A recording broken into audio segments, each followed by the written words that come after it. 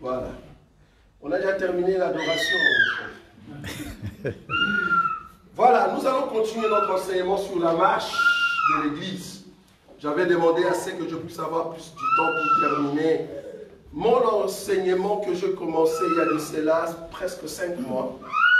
Donc là maintenant, nous voulons terminer ce grand enseignement. Nous allons prendre notre passage clé, Hébreu. Hébreu chapitre 6, frère Boïka. Hébreu chapitre 6, à partir du premier verset, et nous descendons. Voilà. Je lis au nom de Jésus. Amen. C'est pourquoi, laissant les éléments de la parole de Christ, tendant à ce qui est parfait, sans poser de nouveau le fondement du renoncement aux œuvres mortes, de la foi en Dieu, de la doctrine des baptêmes, de l'imposition des mains, de la résurrection des morts et du jugement éternel. C'est ce que nous ferons si Dieu le permet. Car il est impossible que ceux qui ont été une fois éclairés, qui ont goûté le don céleste, qui ont eu part au Saint-Esprit, qui ont goûté la bonne parole de Dieu et les puissances du siècle à venir, et qui sont tombés, soient encore renouvelés et amenés à la repentance, puisqu'ils crucifient pour leur part le Fils de Dieu et l'exposent à l'ignominie. Apocalypse chapitre 6, à partir du verset 9. Chapitre 6, verset 9. Oui.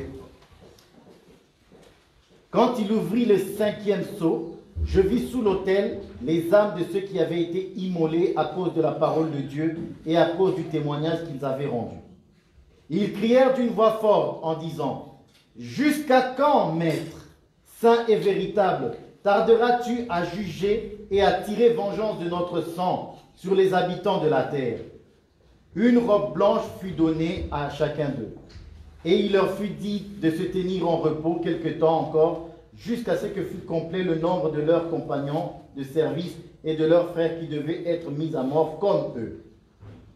Je regardais, quand il ouvrit le 6e sceau, il eut un grand tremblement de terre. Le soleil devint noir comme un sac de crin. La lune entière devint comme du sang. Et les étoiles du ciel tombèrent sur la terre, comme lorsqu'un figuier secoué par un vent violent jette ses figues vertes. Le ciel se retira comme un livre qu'on roule, et toutes les montagnes et les îles furent remuées de leur place. Le roi de la terre, les grands, les chefs militaires, les riches, les puissants, les esclaves et les hommes libres se cachèrent dans les cavernes et dans les rochers des montagnes. Et ils disaient aux montagnes et aux rochers: « Tombez sur nous et cachez-nous devant la face de celui qui est assis sur le trône et devant la colère de l'agneau. Car le grand jour de la colère est venu. Et qui peut subsister ?» Apocalypse chapitre 8, le verset 1er seulement. Quand il ouvrit le 7e sceau, il eut dans le ciel un silence d'environ une demi-heure. Parole du Seigneur. Amen. Nous sommes à la fin de cet enseignement sur la marche de l'Église, mais par rapport à la parole de Dieu, je vais mettre un point-virgule aujourd'hui.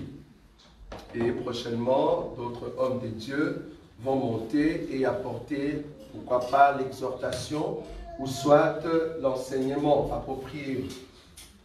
La marche de l'Église, comme j'avais dit, ça commence depuis la croix, ça vient jusqu'à la fin du temps, c'est-à-dire l'enlèvement, pour que la Vierge sage puisse monter. Et puis il y a une partie de l'Église qui continue parce qu'elle a raté l'enlèvement. Cette partie de l'Église va passer dans la grande tribulation, dans la souffrance après l'enlèvement. On va tuer cette partie de l'Église qu'on appelle la Vierge folle et les 144 000. Et les rescapés vont fuir. Et ils vont au fait être ressuscités juste avant le millénium. Donc c'est ça la marche de l'Église. Et ce n'est qu'après, nous serons maintenant un peuple éternellement pour Jésus. Donc la marche est terminée. C'est ce que nous allons voir aujourd'hui. Donc, juste avant le millénium, la marche de l'Église est terminée parce que la Vierge folle sera ressuscitée. Le fait qu'elle est ressuscitée, c'est fini, elle ne va plus mourir. Nous aussi, nous venons du ciel, nous n'allons plus mourir, c'est-à-dire nous sommes éternels dans la présence de Dieu. Alors aujourd'hui, je veux toucher un enseignement que beaucoup attendent, que beaucoup voulaient entendre, parce que ce sont des enseignements cachés, seulement pour ceux qui aiment le Seigneur, surtout pour les élus, parce que beaucoup de bien-aimés pasteurs, apôtres, évangélistes, docteurs, prophètes n'ont pas la grâce de voir ce qu'on appelle le sept tonnerres. C'est quoi le sept tonnerres? Ok, je vais prendre une écriture. Apocalypse chapitre 6, frère Boïka. Je vais d'abord expliquer les tonnerres. Apocalypse chapitre 6, je prends seulement le premier verset. Écoutez ceci. Je regardais quand l'agneau ouvrit un des 7 sceaux, et j'entendis l'un des 4 êtres vivants qui disait comme d'une voix forte, d'une voix de tonnerre, viens. Voilà. Ici, on voit le premier sceau qui va s'ouvrir. Le premier sceau qui va s'ouvrir. Et vous allez voir, comme on avait vu, que premier sceau, deuxième, troisième, quatrième, il y a toujours un être vivant qui vient. Et nous avions dit que les 4 êtres vivants sont alignés selon ce que Jean nous a présenté. Si ici nous sommes au premier sceau, donc l'un des êtres vivants qui doit venir, c'est le premier. Est-ce que vous voyez ça? Amen. Quand on parle de deuxième sceau, c'est le deuxième. Quand on parle de troisième, c'est le troisième. Quand on parle du quatrième sceau et qu'il y a un être vivant qui vient, c'est-à-dire c'est l'annonce de l'enlèvement, c'est l'aigle qui vole. Ça va? Donc ici maintenant pour les tonnerres, on nous dit l'un des êtres vivants, il vient, il dit à Jean, viens. Mais écoutez comment est-ce que la voix de cet être vivant est. Je regardais quand l'agneau ouvrit un de ces 7 sceaux. Et j'entendis l'un des 4 êtres vivants qui disait, comme d'une voix de tonnerre. C'est-à-dire la voix de cet être vivant est comme une tonnerre. Or, la voix de cet être vivant ou l'être vivant en question, ici, comme c'est le premier, il a la face d'un Lion. lion. Merci. Ici, c'est facile. C'est bien, mais va dans d'autres éditions, on va répondre comme ça. Ici, tellement c'est facile l'enseignement. Donc, cet être vivant a la face d'un lion. Ah, donc, les lions parlent, son langage est comme de tonnerre. Est-ce qu'on est d'accord? Amen. Donc, les 7 tonnerres, ça sera maintenant les langages du lion. Est-ce qu'on est d'accord? Là, vous avez déjà la définition. Est-ce que vous avez vu? Pourquoi je dis ça? Je vais prendre encore une écriture pour confirmer ce que je dis ici. Je vais prendre une écriture qui va beaucoup m'aider. Alors, je suis dans le livre Apocalypse, frère Boïka. Apocalypse, chapitre 10, du 1er au 7e verset. Je vis un autre ange puissant qui descendait du ciel enveloppé d'une nuée. Au-dessus de sa tête était l'arc-en-ciel et son visage était comme le soleil et ses pieds comme des colonnes de feu. Il tenait dans sa main un petit livre ouvert. Il posa son pied droit sur la mer et son pied gauche sur la terre. Et il cria d'une voix forte, comme rugit un lion. Quand il cria, les 7 tonnerres firent entendre leur voix. Et quand les 7 tonnerres eurent fait entendre leur voix, j'allais écrire et j'entendis du ciel une voix qui me disait, scelle ce qu'ont dit les 7 tonnerres et ne l'écris pas. Et l'ange que je voyais debout sur la mer et sur la terre leva sa main droite vers le ciel et jura par celui qui vit au siècle des siècles, qui a créé le ciel et les choses qui y sont sur la terre, et les choses qui sont, et la mer, et les choses qui sont, qu'il n'y aura plus de temps, qu'il n'y avait plus de temps. Mais qu'au jour de la voix du 7e ange, quand il sonnerait de la trompette, le mystère de Dieu s'accomplirait comme il a annoncé à ses serviteurs les prophètes.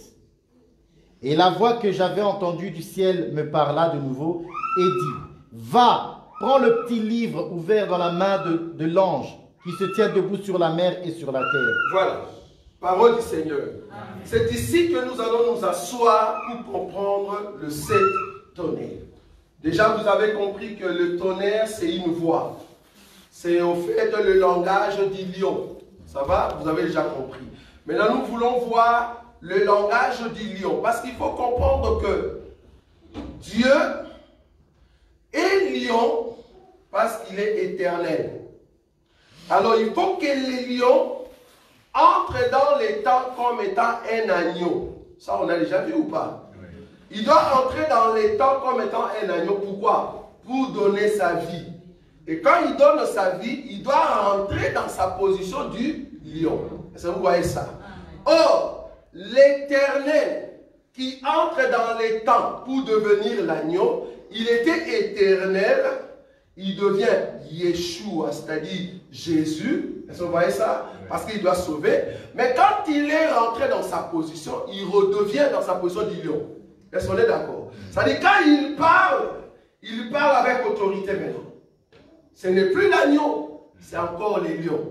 C'est-à-dire, les vins qui étaient dans sa tête est terminé, il redevient dans sa position du Père. C'est-à-dire le Père qui est éternel.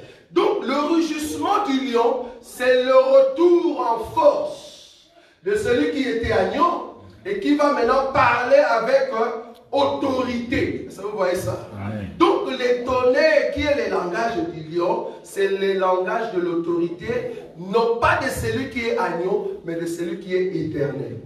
Je ne sais pas si vous avez vu ça. Amen. Nous allons maintenant aller petit à petit. Je vais prendre une écriture pour vous expliquer que le tonnerre, ce sont les rugissements du lion. Et ces rugissements du lion, est-ce que le lion rigole? Qu'est-ce qu'il fait avec ces rugissements? Quand les lions rugissent, ça veut dire quoi? Ça va? Proverbe chapitre 19, le verset 12. Nous voulons comprendre le 7 tonnerres. Quand cela s'annonçait, est-ce qu'il était dans la joie? Il rigolait, mais c'était quoi au fait, ce temps-là? Proverbe 19, verset 12. La colère du roi est comme le rugissement d'un lion, et sa faveur est comme la rosée sur l'herbe. On nous parle du temps de la grâce et le temps de la dureté de Dieu. C'est-à-dire la loi et la grâce. La faveur est comme la rosée. Mais la loi, c'est la colère de Dieu. Vous voyez ça? Et on dit que la colère du roi est comme le rugissement d'un lion. Ah, donc, quand je vois les tonnerres, qui est le langage du lion, qui est le rugissement du lion, c'est-à-dire c'est le roi, c'est la colère du roi. Oui ou non? Amen. Donc quand on me dit lion, je vois directement le roi. Donc quand on parle du lion dans cette écriture, c'est la présence du roi, mais un roi qui est en colère. Pourquoi? Parce qu'il veut récupérer maintenant son peuple. Je repère ces deux définitions. Le tonnerre, c'est le langage du lion. Or, les lions, c'est la position de Dieu dans l'éternité. Il était lion, il est devenu agneau, il est rentré encore dans la position du lion. Est-ce que vous voyez ça? Maintenant, quand il vient pour régner, il ne vient pas pour régner comme étant agneau.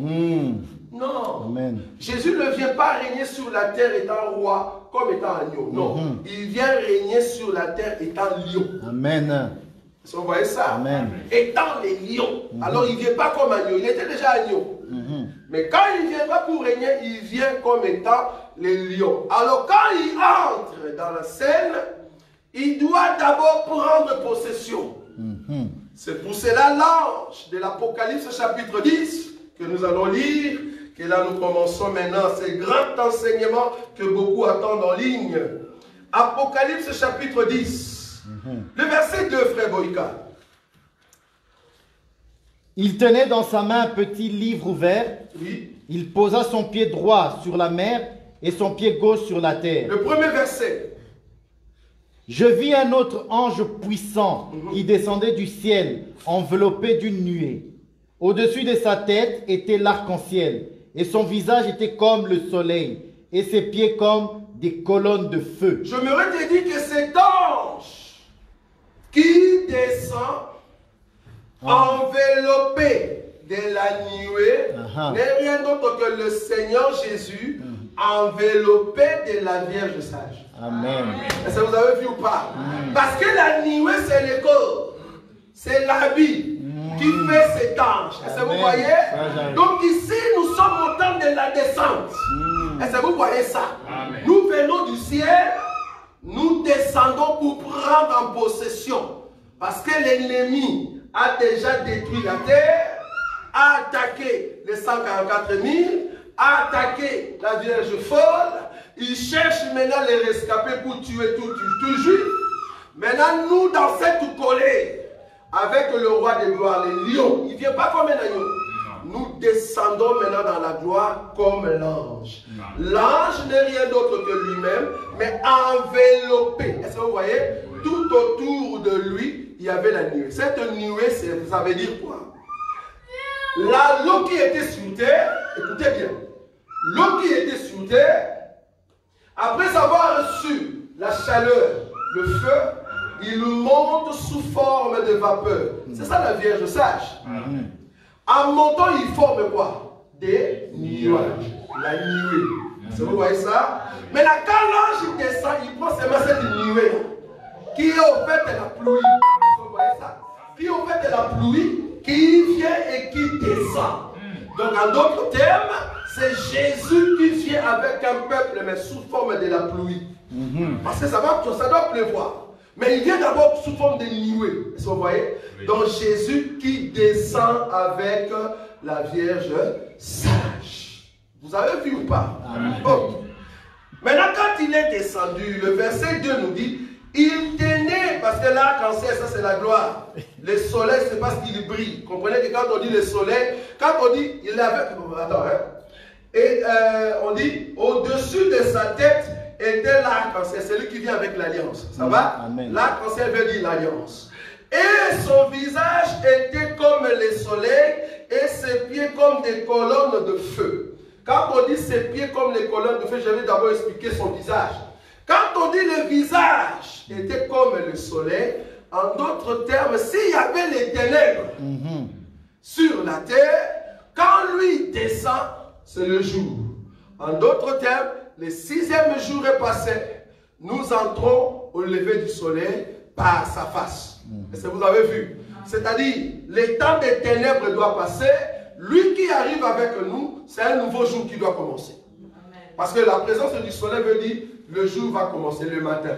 Vous avez vu ça? Donc lui qui vient, c'est le matin qui commence, le matin du 7e jour. Bon, ça on verra prochainement.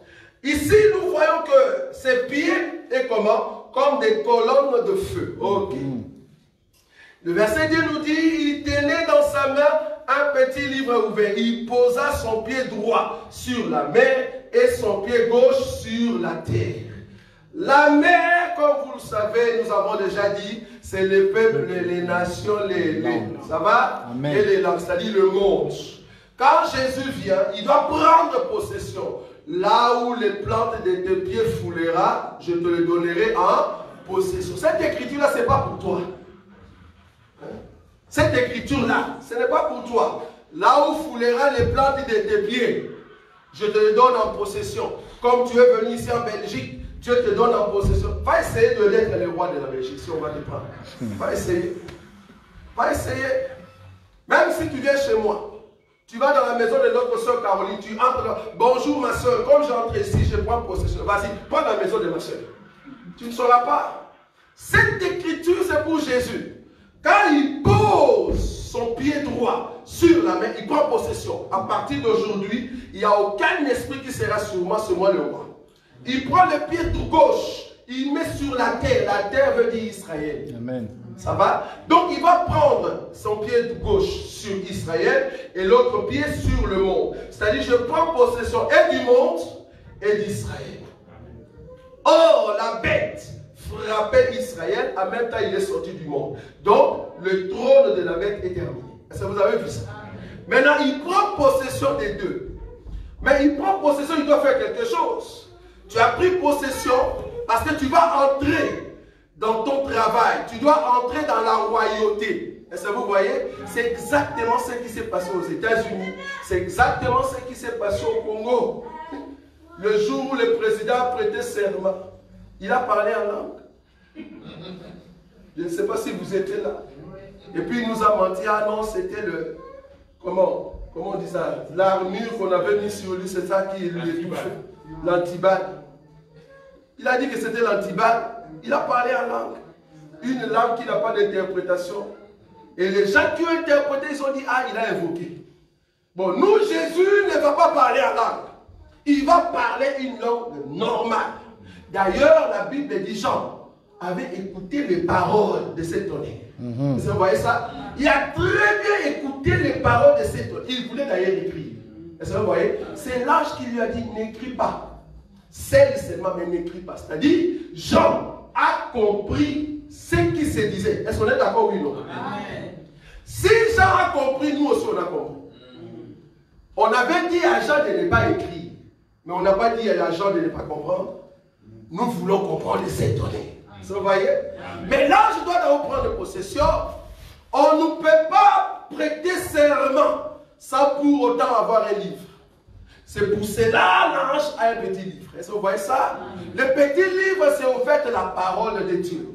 Il doit poser sa main, normalement, sur le livre parce qu'il le tient. C'est au fait, comme aux États-Unis, si tu viens pour devenir roi, qu'est-ce qu'on fait? On pose la main sur la Bible et on élève la main droite. Oui ou non? C'est comme quand on fait des députés. Ils touchent les drapeaux et puis ils soulèvent la main droite. Oui ou non? C'est ce que là je fais ici. Remarquez. Frère Boïka. On va lire ça. Apocalypse. Commence à partir du verset 2.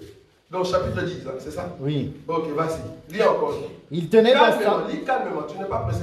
Il tenait dans sa main un petit livre ouvert. Ça, c'est le livre par lequel il va faire le serment. On est d'accord? La parole de Dieu. Il va faire serment par la parole de Dieu. Oui. Après. Il posa son pied droit sur la mer. Oui. Et son pied gauche sur la terre. Ça, c'est la possession. Il prend son pied, il met sur la mer. Or, la Bible nous dit que la mer, dans la révélation, veut dire les mondes.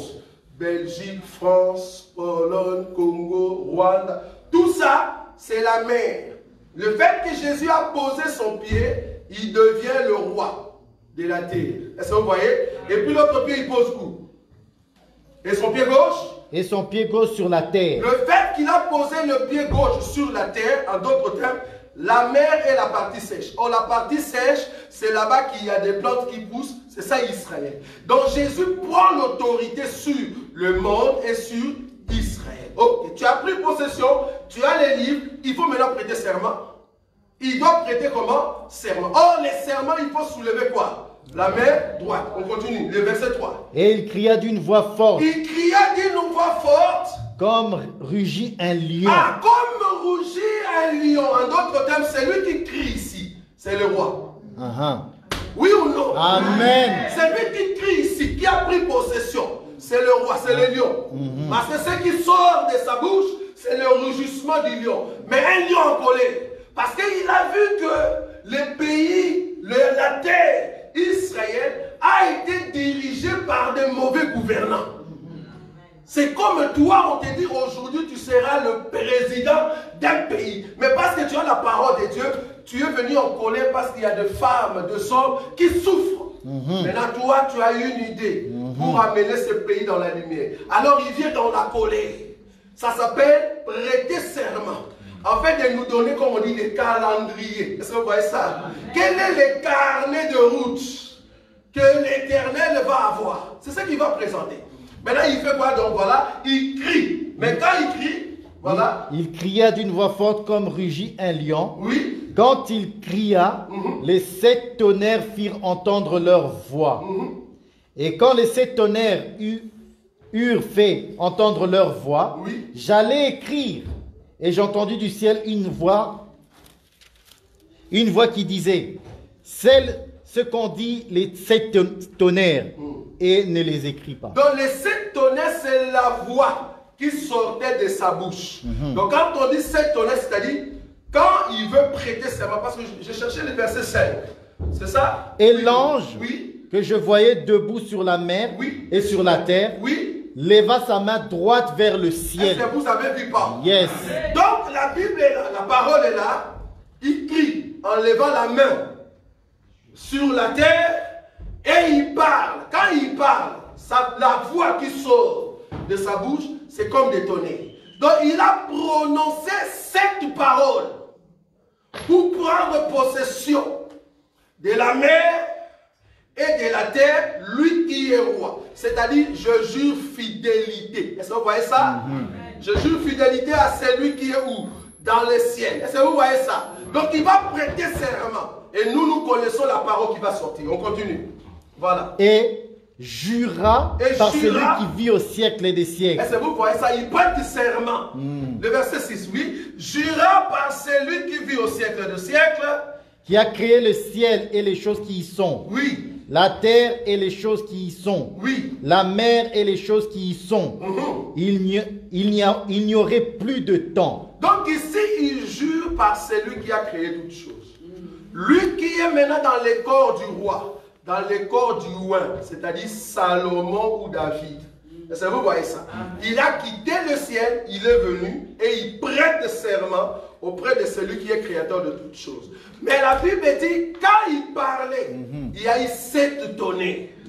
Maintenant, quelles sont les paroles qui sont sorties de sa bouche?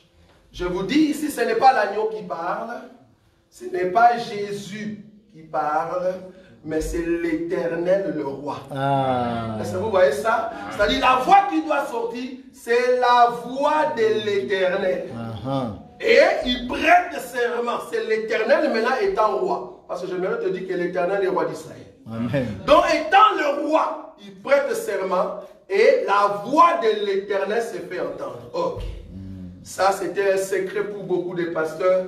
Nous allons le livrer ici. Voici maintenant les 7 langages des tonnerres. Psaume. Psaume chapitre 29. Voici, vous voyez la Bible comment, au lieu de les mettre seulement à l'Apocalypse, non, il prend les 7 tonnerres, il vient les cacher. Il vient les cacher quelque part. Il cache ici, dans Psaume chapitre 29, frère. Psaume chapitre 29, commence à partir du premier verset, petit à petit, lis calmement. On va lire les 7 tonnerres ici. Je lis au nom de Jésus. Oui. Psaume de David. Oui. Fils de Dieu. Est-ce que c'est le psaume d'un président congolais? C'est le psaume de George Bush. C'est le psaume de roi des États-Unis. En tout cas, il est fatigué. Vous avez vu? Le président, il est fatigué, donc on espère que Dieu va le prendre très bientôt pour laisser la place à une autre personne. Parce que nous croyons dans notre évangile que les États-Unis doivent tomber et c'est une femme qui doit monter. Il se pourrait que ça soit lui qui doit passer, que la femme qui est juste là derrière tout le temps. Vous voyez la femme là? Peut-être c'est elle qui va prendre le pouvoir. En tout cas, nous, on croit en ça. Si ce n'est pas elle, alors, même le président qui viendra après, il faut qu'un président soit une femme. C'est là-bas que les États-Unis tombent. Et c'est comme ça que l'Europe maintenant s'élève donc pour diriger au fait la dernière partie avant que le Seigneur arrive. Parce que pour le moment, c'est les États-Unis. Il faut que les États-Unis chutent. Quand les États-Unis vont chuter, alors l'Europe reprend son pouvoir et c'est comme ça que l'Europe va aller jusqu'à ce qu'on va rencontrer le Seigneur. Voyez. Psaume chapitre 29, voilà, vas-y. Fils de Dieu. C'est psaume de David, c'est-à-dire psaume du roi. On est d'accord? C'est le roi qui parle ici. Ce n'est pas un homme, c'est un roi. Psaume de David. Merci le roi David. Fils de Dieu. Fils de Dieu, ce n'est pas n'importe qui. Il n'est pas ici comme étant serviteur, mais il se présente comme le fils de Dieu. David est le fils de Dieu étant roi. Or, celui qui doit parler dans l'Apocalypse doit être roi David et en même temps fils de Dieu. Est-ce qu'on est d'accord? Donc c'est le roi qui doit prendre le pouvoir. Qu'est-ce qu'il dit ce roi? Fils de Dieu. Oui. Rendez à l'Éternel gloire et honneur. Rendez à l'Éternel gloire pour son nom. Prosternez-vous devant l'Éternel avec des ornements sacrés. Attendez, maintenant on commence. Lisez bien dans votre Bible. Si vous n'avez pas la Bible, tu ne peux pas voir les 16 sceaux. Regarde bien.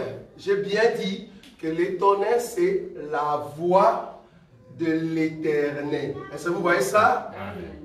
La voix de cette tonnerre, c'est la voix de l'Éternel. Ici, maintenant, nous devons voir cette parole de la voix de l'Éternel. La Bible, ce n'est pas un livre comme tout autre livre. Tu dois avoir la révélation pour comprendre cela.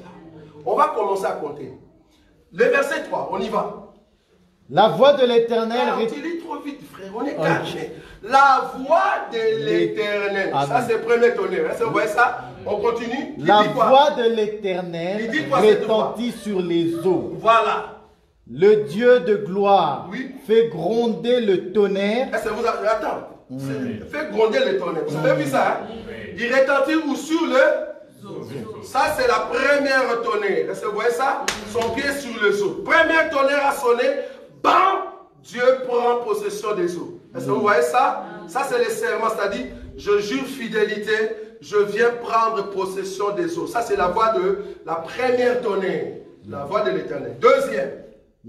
L'Éternel est sur les grandes eaux. Voilà. 4. La voix de l'Éternel est puissante. Deuxième parole de tonnerre. La voix de l'Éternel est puissante. Toutes les puissances de la terre, je les prends. Amen. Est-ce que vous voyez ça? Deuxième tonnerre. Okay. La voix de l'Éternel est majestueuse. Tout ce qui est majestueux, tout ce qui demeure sur la terre, que tu sois un roi, que tu sois élevé, moi qui mets maintenant le pied, troisième tonnerre qui sort, je prends autorité sur tous ces rois-là. Parce que la voix de l'Éternel est majestueuse. Est-ce que vous avez vu ça? Amen. Ok. Ça c'est quantième. Troisième. Ok. La voix de l'Éternel brise le cèdre. Oui. L'Éternel brise le cèdre de Liban, du Liban. Il fait bondir comme des veaux, et le Liban et le Syrian comme des jeunes buffles. Ici, je prends autorité sur tout ennemi d'Israël. Amen. À partir d'aujourd'hui, personne ne peut régner sur la terre étant donné que moi je suis roi. Vous voyez ça? Il règne sur le Liban. Ça, c'est quatrième tonnerre qui a fait BAM! Je règne comme roi. Est-ce que vous avez ça? Amen. Okay. Quatrième, on continue cinquième. La voix de l'Éternel fait jaillir des flammes de feu. Du coup, la colère de Dieu, ce sont des langages de flammes de feu. Personne qui est dans les ténèbres ne peut attaquer ces dieux parce que la voix de l'Éternel, c'est le feu. Qui peut entrer dans le feu? Personne. Donc du coup, j'ai le pouvoir sur tout être parce que je peux consumer tout. Est-ce que vous voyez? Parce que ici, je ne veux pas commencer à toucher chaque voix de l'Éternel et entrer dans les détails vu qu'on doit terminer. Là, on est dans la quatrième voix. Cinquième voix de l'Éternel, oui. La voix de l'Éternel fait trembler le désert. L'Éternel fait trembler le désert de Kadès. Est-ce que vous voyez ça? Quand on dit fait trembler le désert, en d'autres termes, je peux briser les déserts pour que l'eau sorte. Là où il y a la sécheresse, là où il y a rien comme eau, moi, je peux faire sortir de l'eau là-dedans. Tout ça, on va voir prochainement, entrer dans les détails. En d'autres termes, les déserts devant moi, ce n'est pas un obstacle. Parce que moi, je fais trembler les déserts. Ça, c'est quatrième voix. C'est quatrième tonnerre. Ok. La voix de l'Éternel fait enfanter les biches. Oui. Elle dépouille les forêts. Oui. Dans son palais, tous s'écrient gloire. Donc, septième tonnerre, j'annonce. Je proclame et j'annonce que c'est moi qui fais enfanter de biches. Ceux qui étaient des stériles, à partir d'aujourd'hui, vous aurez des enfants parce que tout s'écrit gloire. Amen. Nous avons Yes. Ça, c'est les sept tonnerres. Si vous descendez en bas, il n'y a plus la voix de l'Éternel. Remarquez là-bas, il n'y a plus la voix de l'Éternel. Il n'y a que sept. Sept tonnerres, sept voix de tonnerre, sept voix de l'Éternel. Dans l'Apocalypse, tu ne le verras pas. Dans l'Apocalypse, tu le verras. Il faut avoir les yeux pour voir ça. Est-ce que vous avez vu ça? C'est-à-dire, la dernière tonnerre veut dire, j'annonce maintenant les débuts du millénium. Mais avant d'annoncer les débuts du millénium, c'est-à-dire, quand il prend maintenant possession, il doit maintenant faire ce qu'on avait dit, l'expiation. Après les 7 tonnerres, il faut qu'il y ait l'expiation. Parce que là, il annonce déjà le royaume. Il doit faire l'expiation. Quand on dit expiation, c'est-à-dire qu'il prend maintenant tout le pouvoir. Parce qu'il doit d'abord prendre tout le pouvoir. Alors c'est comme ça qu'il vient maintenant prendre le faux prophète, la bête et Satan. Il prend le faux prophète et la bête, il le jette où? Dans les temps de feu. Ça va? Est-ce qu'on est d'accord? Je vais prendre une écriture. Apocalypse. Apocalypse, chapitre 20, frère Boïka, je crois. Chapitre 20. Apocalypse, chapitre 20. Apocalypse, chapitre 20. À partir du verset 7. Je lis au nom de Jésus. Amen. Quand les 1000 ans seront accomplis, Oui. Satan sera relâché de sa prison. Oui. Il sortira pour séduire les nations qui sont aux 4 coins de la terre, Oui. Gog et Magog, afin de les rassembler pour la guerre. Leur nombre est comme le sable de la mer. Ils montèrent sur la surface de la terre et ils investirent le camp des saints et la ville bien-aimée. Mais un feu descendit du ciel et les dévora. Et le diable qui les séduisait fut jeté dans les temps de feu et de soufre, où sont la bête et les faux prophètes. Vous voyez ça?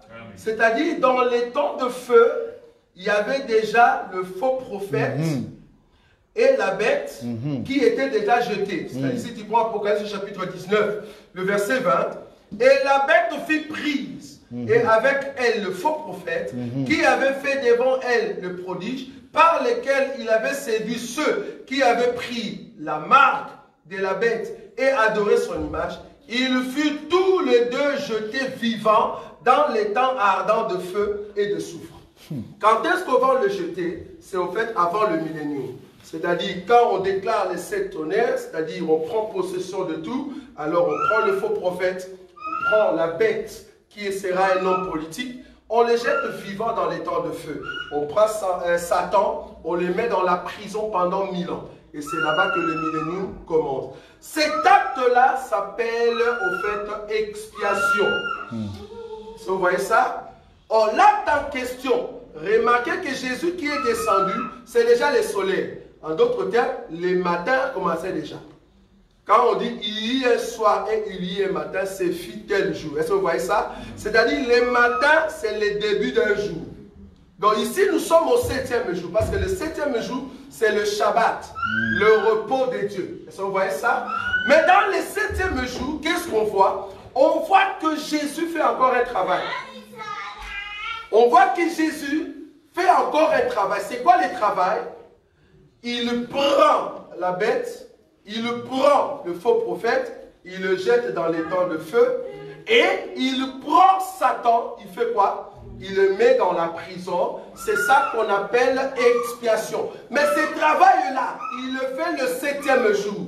Mais c'est pour accomplir quelle écriture? C'est pour accomplir Genèse. Remarquez. Genèse chapitre 2. Parce que toute écriture doit s'accomplir. Pourquoi il travaille le 7e jour très tôt le matin? C'est parce que cette écriture doit être terminée. Dieu a terminé sa création quel jour? C'est au 7e jour. Dieu a travaillé pendant 6 jours, mais au 7e jour, il a travaillé aussi le matin.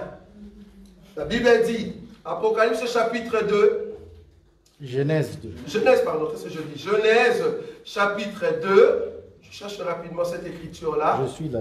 Oui, le premier. Ainsi furent achevés les cieux et la terre, et toute leur armée. Ainsi furent achevés les cieux et la terre et toutes leurs armées. C'est-à-dire Dieu a terminé la création et après Dieu acheva au 7e jour son œuvre. Dieu acheva au 7e jour son œuvre. Pas au 6e. Il doit encore travailler au 7e jour, les grands matins, le travail qu'il a fait. Parce qu'il est déjà venu comme le soleil, c'est-à-dire le matin déjà commencé. Au lieu de commencer le millénium directement, non, il commence par l'expiation. Il commence d'abord à travailler encore. C'est ça, achever le travail. Est-ce que vous voyez? Et c'est comme ça que nous pouvons maintenant entrer dans les repos. Continue le verset. Dieu acheva au 7e jour son œuvre qu'il avait faite. Et il se reposa au 7e jour de toute son œuvre qu'il avait faite. Ici, le repos, c'est ça le millénium. Amen. Il se reposa de tout ce qu'il a fait.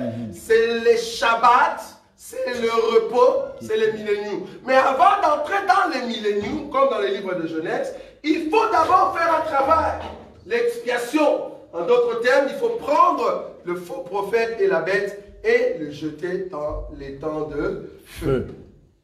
Alors, quand il les jette dans les temps de feu, avant cela, parce qu'on a sauté un élément très important, avant cela, il faut qu'il puisse se ressusciter, parce qu'il a maintenant le pouvoir. Que ce soit la mort, que ça donne, il a maintenant le pouvoir de tout.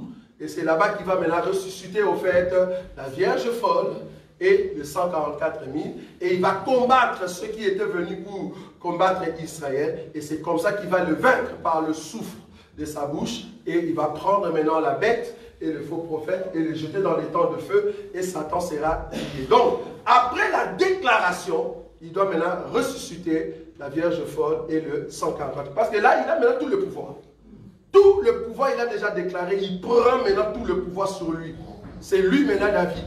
Le royaume de Dieu, le fils de Dieu. Il prend pouvoir. Et là-bas, maintenant, il ressuscite la Vierge folle. Et il ressuscite les 144 000. Et c'est là-bas il va combattre les nations qui étaient venues contre Israël. Et voilà, la victoire est donnée. La bête est arrêtée, aussi le faux prophète. Et nous commençons le millénium. Le millénium veut dire le repos pendant 1000 ans. Quand on dit le repos pendant 1000 ans, vous n'allez plus travailler. En tout cas, nous, dans le royaume, nous n'allons plus travailler. Nous serons un royaume. Parce qu'il y a un monsieur, je ne sais pas si vous avez suivi l'homme de Dieu, il a dit, il vient ici en Europe. Selon lui, s'il vient en Europe, les Européens ne vont plus travailler. Je ne sais pas si vous l'avez suivi. Il s'appelle Musk. C'est ça? C'est ça son nom? Musk. C'est lui qui a créé les Tesla. Tesla. C'est qui? Elon Musk. Musk, non? C'est Elon ça, Musk, ouais. Il nous a dit qu'il va faire quelque chose ici, je crois, à Mons. Okay. Et cette société, en réalité, tout ce qu'il va faire ici en Europe, ça va aider les Européens à ne pas vraiment travailler comme de pauvres. Donc, ça va élever l'économie européenne, soi-disant. La pensée qu'il a là, nous, quand nous allons venir, nous n'allons pas travailler comme de pauvres, comme des esclaves. Nous serons dans notre poste, mais nous n'allons pas souffrir. On n'a pas la souffrance. Le terme souffrance sera ôté de notre dictionnaire, parce que nous aurons notre dictionnaire. Parce que moi, j'ai déjà ce dictionnaire-là. Il faut l'avoir seulement à la maison. Dans notre dictionnaire, je cherchais le mot souffrance, il n'y en a pas. Okay.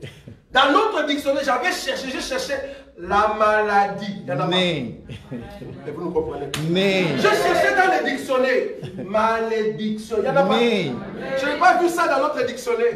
Je cherchais sorcellerie. Je n'ai pas vu ça. Abomination. J'ai même cherché le mot freinage spirituel. Abomination. Il n'y en a pas. Est-ce que vous comprenez ce que je dis? Yes. Je crois que tu allais dire amen. Amen. Parce que ces mots-là, ce n'est pas au fait dans ton royaume. Amen. Dans ton royaume, il n'y aura pas de femmes qui avortent. Yes. Dans le royaume, il n'y aura pas ceux qui seront freinés. Amen. Dans le royaume, il n'y aura pas de sorciers. Amen. Dans notre royaume, la malédiction n'a plus de pouvoir. Amen. Dans notre dictionnaire, ces choses n'existent plus. C'est ça la différence. C'est ça la différence. Parce que nous aurons notre propre dictionnaire. Dictionnaire qui n'a que 7 paroles. Gloire à Dieu. Amen. Gloire à Dieu. Rendez gloire à Dieu. Donc il y a des paroles comme ça. Quand tu dis rendez gloire à Dieu, toutes les choses arrivent facilement. Voilà. Parce que la Bible va confirmer ce jour-là que mon peuple ne sera plus dans la confusion. Vous voyez ça? Pourquoi? Parce que nous avons commencé notre royaume. Et je me redis, dans ces royaumes-là, je serai ambassadeur. Amen. Je dois aller partout pour proclamer la puissance de mon époux, la puissance de mon roi. Si seulement toi aussi tu seras ambassadeur là où tu es, lève-toi, nous acclamons le Seigneur. Amen. Parce que le roi des rois nous sommes éternels. Jésus. Nous acclamons le Seigneur.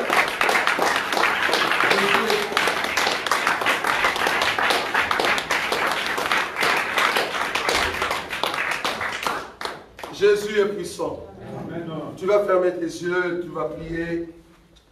Que le Seigneur nous donne sa grâce. Tu vas reconnaître la bonté de Dieu. Regarde la marche de l'Église. Une marche rassurée, une marche puissante dans la présence du Seigneur. Une marche qui nous donne l'assurance de continuer. Nous n'avons pas peur. Parce que le Dieu qui nous garde dans sa fidélité, il veut que nous soyons puissants, glorieux. Là où tu vas juste remercier le Seigneur. Parce que tu n'es pas n'importe qui. Tu es celui qui doit très bientôt rentrer à la maison, rentrer dans le royaume et manifester la puissance de Dieu. Commence à prier, bien-aimé. Commence à prier. Commence à prier. Commence à prier. Merci. Merci.